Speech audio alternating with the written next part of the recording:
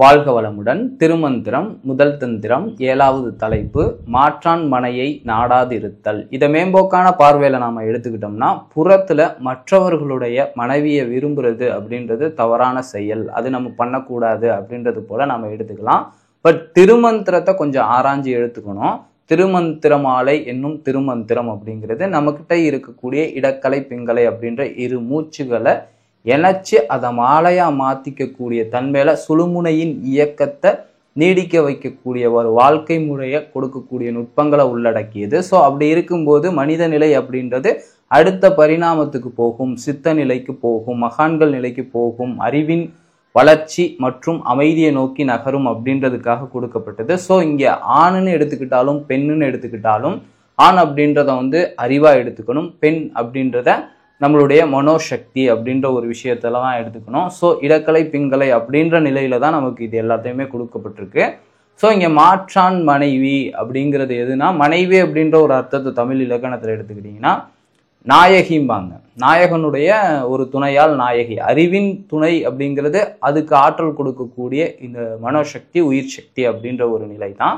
So இந்த வாழ்க்கை அப்படின்றதுல நாம கொஞ்சம் கவனிச்சு பார்க்கணும். இதுக்கு முன்னாடி தலைப்புகளையும் நாம இதோட தொடர்பு படுத்தி எடுத்துக்கணும். தேகநிலையாமை அப்படின்னு ஆரம்பிச்சு கடைசியா நம்ம பார்த்தது உயிர்வதை செய்யாமை. உயிர்வதை அப்படிங்கிறதே நம்மளுடைய உயிர் சக்தி அப்படின்ற ஒரு நிலையோட ஒரு தன்மையை பாதுகாத்துக்கிறதுக்காக கொடுக்கப்பட்டது. அந்த உயிர் சக்தியை தொட்டு தான் இங்க மனதின் சக்தி. மனம் அப்படின்றது அறிவோட இணையணும்.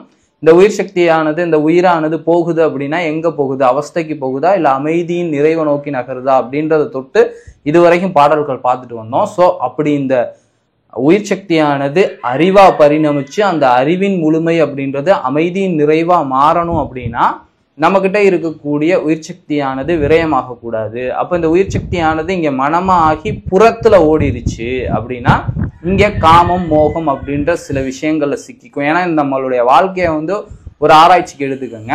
மேக்சிமம் நகர்வு இந்த காமத்தை நோக்கிய நகர்வா தான் இருக்கும். காமத்துல தான் பிறந்தோம். அந்த காமம் அப்படின்றது நம்ம கிட்ட தலைக்கும் போது நம்ம ஒரு பெண்ணை நாட ஆரம்பிக்கிறோம்.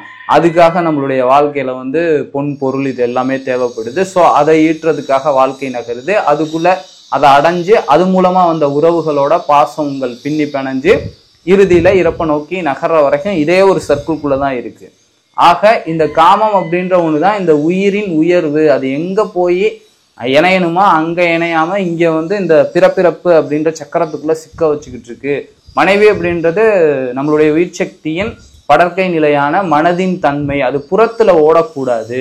இங்க நம்ம வாழக்கூடிய வாழ்க்கை அடுத்தவங்க இப்படி வாழ்றாங்க, இந்த வீடு கட்டிட்டாங்க, அது போல நாம கட்டணும், இந்த வேலை பார்க்குறாங்க, இவ்வளவு சம்பாதிக்கிறாங்க, இது போல நாமளும் சம்பாதிக்கணும் அப்படின்னு சொல்லிட்டு மற்றவங்களுடைய மனதை தொட்டு அவங்களுடைய ஆசைகளை நம்மளுடைய ஆசைகளா மாற்றி அவங்களுடைய இன்ஸ்பிரேஷன்ல நம்மளுடைய வாழ்க்கை அப்படின்றது இங்க நகர்ந்துகிட்டு இருக்கு. ஒரு ஆக்டரை பார்த்தோம்னா அது போல நம்ம ஆக்ட் பண்ணணும்னு நினைக்கிறோம், அந்த நிலையை அடையணும்னு நினைக்கிறோம். ஒரு அரசியல்வாதியை பார்த்தோம்னா அது போல நம்ம ஆகணும்னு நினைக்கிறோம். பட் நாம நம்மளை பார்க்கக்கூடிய தன்மை அப்படின்றது என்னைக்கு நம்ம கிட்ட உருவாகுது, நான் யார் அப்படின்ற எண்ணம் எங்க உருவாகுது அப்படிங்கிற நிலை அப்படின்றது நம்ம வாழ்க்கையில இல்லாமையே போயிடுது. ஸோ அதுக்கு காரணம் இந்த மனமான நம்மளுடைய மனையால், அகத்தால் அப்படிங்கிறது இங்க புறத்துல புலன் நோக்கி ஓடிக்கிட்டு இருக்கிறதுனாலதான் நிகழுது. ஸோ அதை நம்ம அதை பார்க்கக்கூடிய தன்மைக்கு, இந்த அறிவோட அது இணையக்கூடிய தன்மைக்கு நம்ம நகரணும்.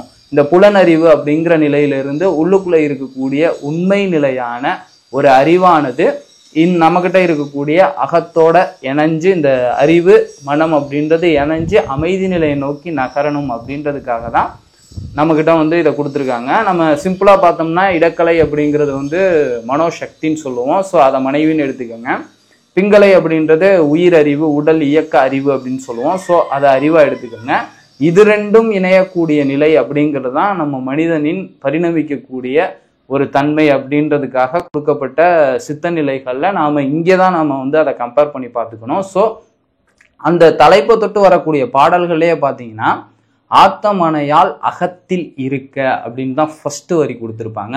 ஆத்த அப்படின்னு எடுத்துக்கிட்டீங்கன்னாவே ஆத்தன் அப்படின்றத அருக்கன், கடவுள், தலைவன், முதலானவன் அப்படின்ற ஒரு இலக்கண விளக்கங்கள் இருக்கு. ஸோ ஆத்த மனையால் அகத்தில் இருக்க அப்ப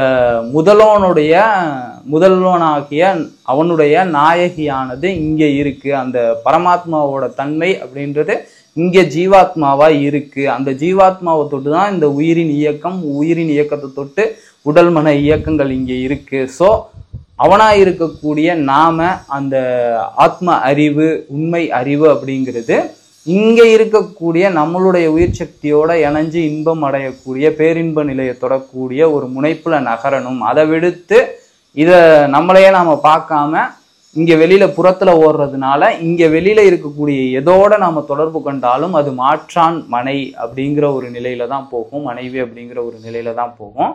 ஸோ அதுதான் இங்க குறிக்கிறாங்க. அடுத்ததா பார்த்தீங்கன்னாவே இன்னொரு அடுத்த வரி, அந்த ஆத்த மனையால் அகத்தில் இருக்க காத்த மனையால் காமுற காளையர் அப்படின்னு சொல்லிட்டு 2வது வரி வரும். காத்த அப்படிங்கிறது பாதுகாக்கக்கூடிய ஒரு தன்மை கொண்ட ஒரு நிலைய காமத்தின் வழி நாம அறிவு வெளியில விடுது, நம்மளுடைய புலனறிவு அப்படின்றது வெளியில விடுது. ஸோ அப்படி இருக்கக்கூடாது. அப்படி இருக்கிறத எப்படி கம்பேர் பண்ணியிருப்பாங்கன்னா, பலாப்பழம் இங்கே காய்ச்சி கனியாகி இருக்கிறத சாப்பிட முடியாம காட்டுக்குள்ள இருக்கக்கூடிய ஈச்சம்பழத்தை சாப்பிட்டு இடர்படக்கூடிய நிலை அப்படின்றது போல வரையறுத்து சொல்லியிருப்பாங்க முதல் பாடல்ல.